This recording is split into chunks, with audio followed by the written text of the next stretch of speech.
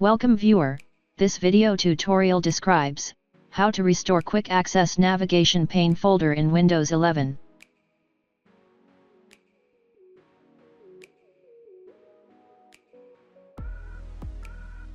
Select this PC.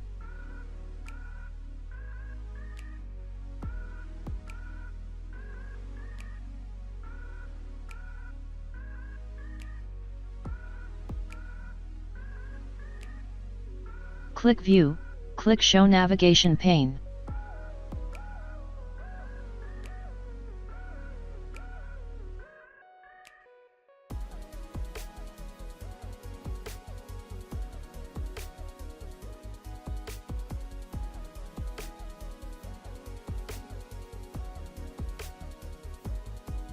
I hope this tutorial helps to you.